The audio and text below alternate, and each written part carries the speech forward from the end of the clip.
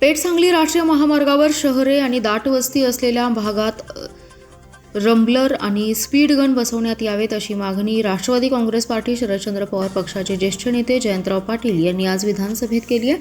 यावर विस्तृत बोलताना जयंतराव पाटील म्हणाले की केंद्रीय मंत्री नितीन गडकरी यांच्या पुढाकाराने पेठ नाका ते सांगली राष्ट्रीय महामार्ग अतिशय चांगला केला, परिणामी वेग वाढलाय। त्यामुळे शहर आणि वस्ती असलेल्या भागात उदाहरणार्थ ईश्वरपूर, आष्टा, कारंजवाडी, कसबे, डिग्रज अशा भागात रंबलर लावण्यात यावे, तसेच स्पीड गन बसवण्यात यावेत अशी मागणी केली आहे। जयंतराव पाटील म्हणाले की मुख्यमंत्र्यांनाही याबाबत पत्र दिलं आहे। यावर परिवहन मंत्री प्रताप सरनाईक यांनी याबाबत सकारात्मक प्रतिसाद देत येत्या काळात त्याबाबत निर्णय घेतला जाईल असं आश्वासन दिलं। आमच्याकडे सांगली जिल्ह्यामध्ये गडकरी साहेबांनी पुढाकार घेऊन पेठ नाका टू सांगली नॅशनल हायवे अतिशय चांगला केला। परिणाम हा झाला की स्पीड वाढलाय।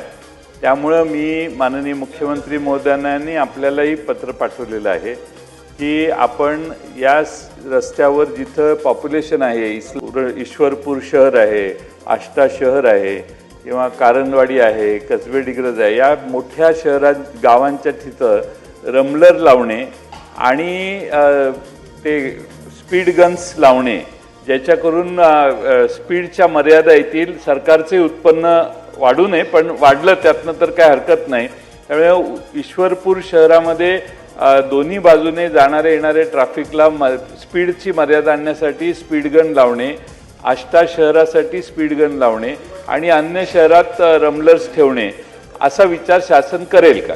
या सभागृहातील ज्येष्ठ सदस्य आदरणीय जयंत पाटील साहेब यांनी या संदर्भात मला पत्रही दिलं होतं आणि त्या संदर्भात कार्यवाही चालू आहे। अध्यक्ष महोदय, केंद्र शासन आणि राज्य शासनाच्या माध्यमातून रोड सेफ्टीसाठी करोडो रुपयाचा निधी हा राज्य शासनाकडे येत असतो आणि फक्त सांगली जिल्हाच नव्हे किंवा तुमचा मतदारसंघच नव्हे तर महाराष्ट्रामध्ये सर्व ठिकाणी जे तुम्ही म्हणालात तरी रिफ्लेक्टर किंवा ॲरोज अशा पद्धतीनं अपघात होणार नाहीत आणि यू टर्न किंवा स्ट्रेट अशा पद्धतीनं जे काही उपाययोजना करायच्या आहेत आरटीओच्या माध्यमातून त्या सगळ्या उपाययोजना करण्याच्या संदर्भात एक आराखडा आम्ही तयार करतोय। तुम्ही दिलेल्या पत्रानुसार आणि अन्य काही सदस्यांनी सुद्धा सुचवलेले आहेत त्यानुसार एक आराखडा आपण महाराष्ट्रासाठी तयार करतोय।